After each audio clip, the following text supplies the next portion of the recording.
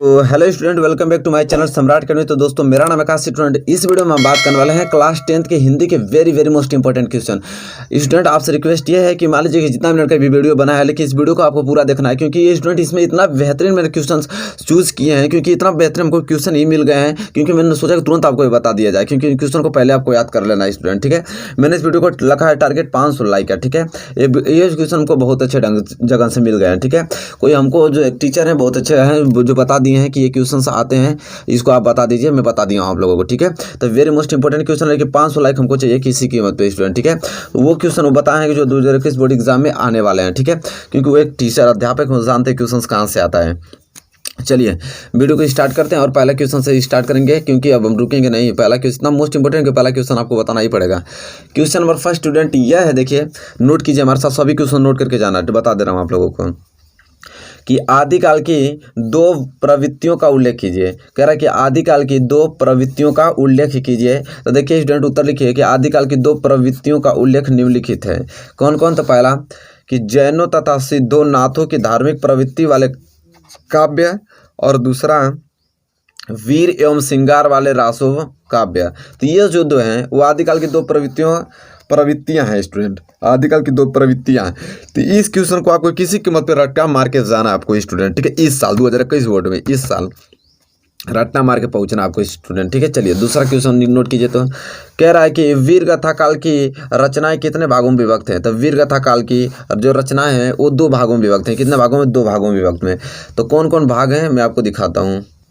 तो चलिए स्टूडेंट, 2 भाग देखिए। पहला भाग लिखे प्रबंध काव्य के साहित्यिक रूप में, प्रबंध काव्य के साहित्यिक रूप में, तथा दूसरा स्टूडेंट है कि वीर काव्य के रूप में, वीर काव्य के रूप में। तो यह प्रश्न आपको तैयार करके जाना है कि वीर गाथा काल की रचनाएं पूछा था कितने भागों में विभक्त थे? तो 2 भागों में विभक्त थे, दोनों भाग में आपको बता दिया। चलिए क्वेश्चन नंबर तीसरा नोट कीजिए। तो कह रहा है क्वेश्चन नंबर तीसरा कि रासो ग्रंथ में प्रयुक्त हुई किन्हीं 2 भाषाओं के नाम लिखिए। कह रहा है कि जो रासो ग्रंथ में प्रयुक्त हुई किन्हीं 2 भाषाओं का नाम लिखना है स्टूडेंट। देखिए उत्तर लिखिए, रासो ग्रंथ में प्रयुक्त हुई भाषाओं के नाम हैं कौन कौन? तो पहला डिंगल, दूसरा पिंगल। डिंगल और पिंगल जो है वो रासो ग्रंथ के प्रयुक्त हुई भाषाओं के नाम है स्टूडेंट। ठीक है, चलिए उम्मीद करता हूँ क्वेश्चन नंबर तीसरा आपने बहुत अच्छे ढंग से तैयार कर लिया है और याद भी कर लेंगे। ठीक है, चलिए इसी के साथ हम बढ़ेंगे अगले क्वेश्चन की ओर। क्वेश्चन नंबर चौथे की ओर कह रहा है कि भक्ति काल की 2 प्रमुख प्रवृत्तियों का उल्लेख कीजिए।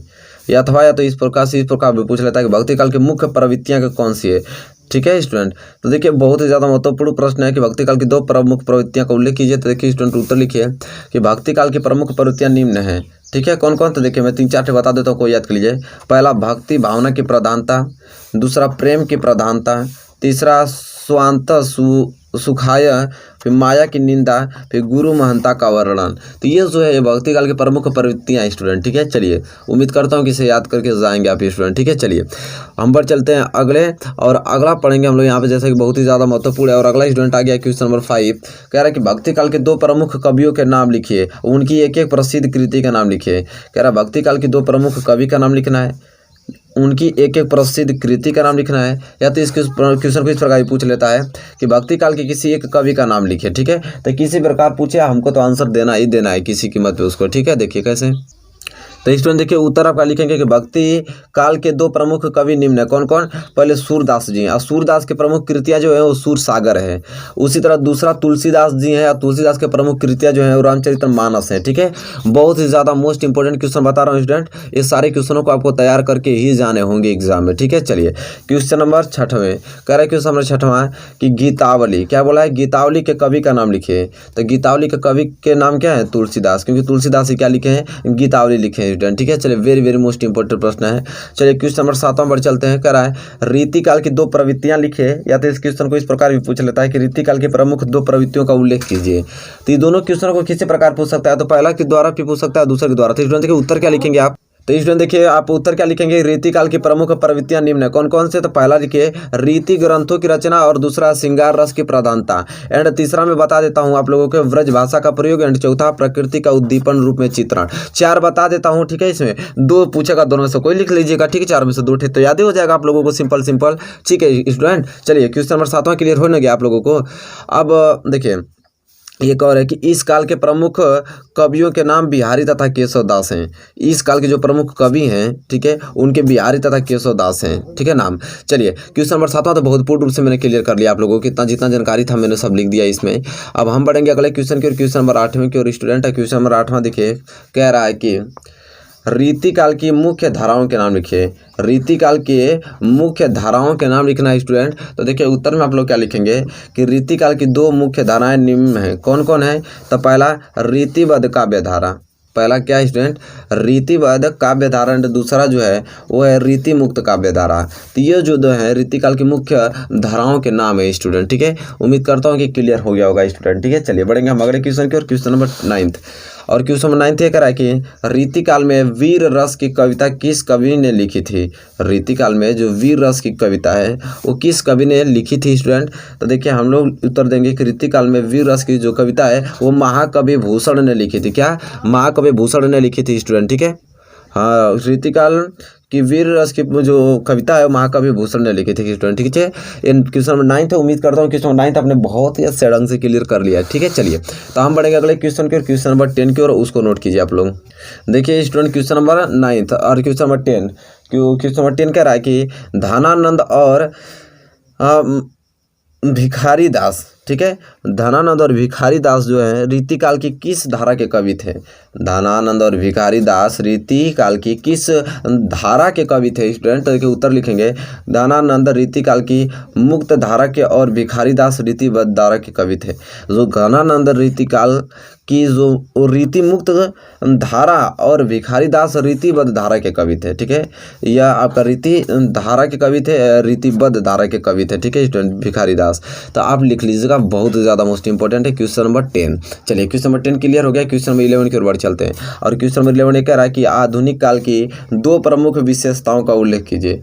आधुनिक काल की 2 प्रमुख विशेषताओं का उल्लेख कीजिए। तो स्टूडेंट देखिए आप उत्तर क्या लिखेंगे कि आधुनिक काल की प्रमुख विशेषताएं निम्न है। पहला तो खड़ी बोली का प्रयोग, दूसरा देश प्रेम की भावना, और तीसरा छंद मुक्त कविता, और चौथा समाज सुधार का स्वर स्टूडेंट। बहुत ही ज़्यादा मोस्ट इंपॉर्टेंट प्रश्न है स्टूडेंट, ठीक है। तो चलिए यहाँ हम लोग जान गए कि आधुनिक काल की 2 प्रमुख विशेषताएं पूछा था, मैंने 4 बता दिया, तो कोई याद हो जाएगा 2 ठे, ठीक है। चलिए क्वेश्चन नंबर 11 क्लियर होगा। तो क्वेश्चन नंबर 12 की ओर बढ़ चलते हैं स्टूडेंट। क्वेश्चन नंबर 12 यह है कि आधुनिक हिंदी साहित्य का जन्मदाता किसे माना जाता है? जो आधुनिक हिंदी है उनके साहित्य का जो जन्मदाता किसे माना जाता है स्टूडेंट? तो देखिए उत्तर लिखिए कि आधुनिक हिंदी साहित्य का जन्मदाता किन्हें? भारतेंदु हरिश्चंद्र को माना जाता है। किसको? तो भारतेंदु हरिश्चंद्र जी को माना जाता है आधुनिक हिंदी साहित्य का जन्मदाता माना जाता है स्टूडेंट, ठीक है। चलिए उम्मीद करता हूँ कि क्वेश्चन नंबर जो 12 है वो भी आपने बहुत अच्छे ढंग से क्लियर कर लिया है। तो हम बढ़ेंगे अगले क्वेश्चन की ओर, क्वेश्चन नंबर 13 की ओर स्टूडेंट। क्वेश्चन नंबर 13 यह आप स्क्रीन पे कह रहा है कि द्विवेदी युग के, क्या बोल रहा है कि द्विवेदी युग के 2 प्रमुख कवियों का नामोल्लेख कीजिए।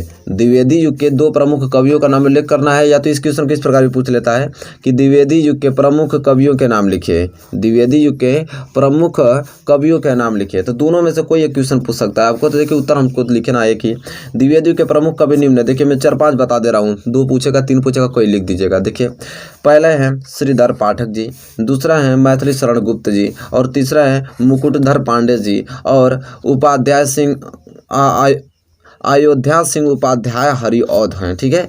और यह आप याद कर सकते हैं राम नरेश त्रिपाठी जी। तो इतना मैंने 5 इनको बता दिया द्विवेदी युग के प्रमुख कवि। अब चाहे वो 2 पूछे 3 बच्चे चाहे कितना भी पूछे तो आप आसानी से उसका उत्तर दे पाएंगे स्टूडेंट, नो डाउट आपको रहेगा इसमें, ठीक है। चलिए उम्मीद करता हूँ क्वेश्चन नंबर 13 भी आपने बहुत अच्छे ढंग से क्लियर कर लिया स्टूडेंट। क्वेश्चन नंबर 13 कंप्लीट है। तो हम बढ़ेंगे अगले क्वेश्चन की ओर, क्वेश्चन नंबर 14 की ओर।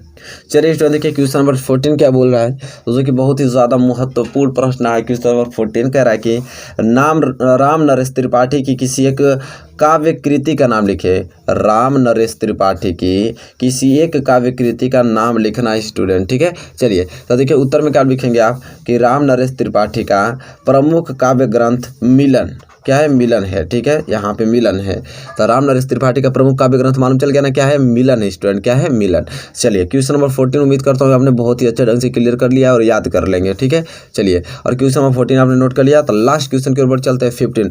इसमें 15 क्वेश्चन में दिया हूँ, इसको तो किसी कीमत पे आपको याद करके जाना है 15 क्वेश्चनों को। कह रहा है कि अयोध्या सिंह उपाध्याय हरिऔध किस युग के कवि हैं, उनकी एक रचना का नाम लिखिए। ठीक है, तो देखिए स्टूडेंट वेरी मोस्ट इंपॉर्टेंट प्रश्न है। देखिए स्टूडेंट अयोध्या सिंह उपाध्याय हरिऔध किस युग के कवि हैं, उनकी एक रचना का नाम। तो देखिए अयोध्या सिंह उपाध्याय हरिऔध जो हैं वो द्विवेदी युग, क्या है, द्विवेदी युग के कवि हैं और उनकी प्रमुख जो रचना है वो प्रिय प्रवास है। ठीक है स्टूडेंट, क्या है, प्रिय प्रवास स्टूडेंट है इनकी प्रमुख रचना। तो स्टूडेंट जैसा कि देख पा रहे हैं मैंने टोटल यहाँ पे 15 क्वेश्चन आपसे डिस्कस किया है जो कि बहुत ही ज़्यादा क्या है इंपॉर्टेंट एग्जाम की दृष्टिकोण से। ठीक है, बहुत ही ज़्यादा महत्वपूर्ण, इसको तो किसी कीमत पे आपको याद करके ही जाना है। 15 मिनट लगेगा, 10 मिनट लगेगा याद करने में, 20 मिनट लगेगा, यही तो लगेगा। तो इसको याद कर लेंगे तो आपका फिक्स तो हो जाएगा कम से कम कि क्वेश्चंस आएंगे तो भाई हमसे तो बचेंगे है नहीं, क्योंकि याद रहेंगे तो तुरंत उड़ाएंगे हम इसको। ठीक है, चलिए तो देखिए आप तैयारी एकदम कंटिन्यू मतलब करते रहिए, क्योंकि इतने बेहतरीन ढंग से तैयारी अब कराई जा रही है ना कि अब वो क्वेश्चन से मज़ा आ जाएगा, समझ लीजिए कि एग्जाम में पहुँचेंगे तो। ठीक है, चलिए हिंदी में तो कोई आपको हिंदी तो इतना बता दिए आपको कि कोई रोकेगा, हर एक सब्जेक्ट कवर हो रहे हैं, मालूम है कि नहीं आप लोगों को, सभी का अब समाप्त होने की कगार पे हैं। तो चलिए हमारे चैनल पर आप बने रहिए, बताइए वीडियो आपको कैसी लगी स्टूडेंट। वीडियो आपको अच्छी लगी हो तो प्लीज़ इसे लाइक कीजिए और चैनल पर नए हैं तो प्लीज़ चैनल को भी सब्सक्राइब कर लीजिए स्टूडेंट, और बेल आइकन को भी प्रेस कर लीजिए। तब तक के लिए दोस्तों धन्यवाद, मिलेंगे आपसे नेक्स्ट वीडियो में।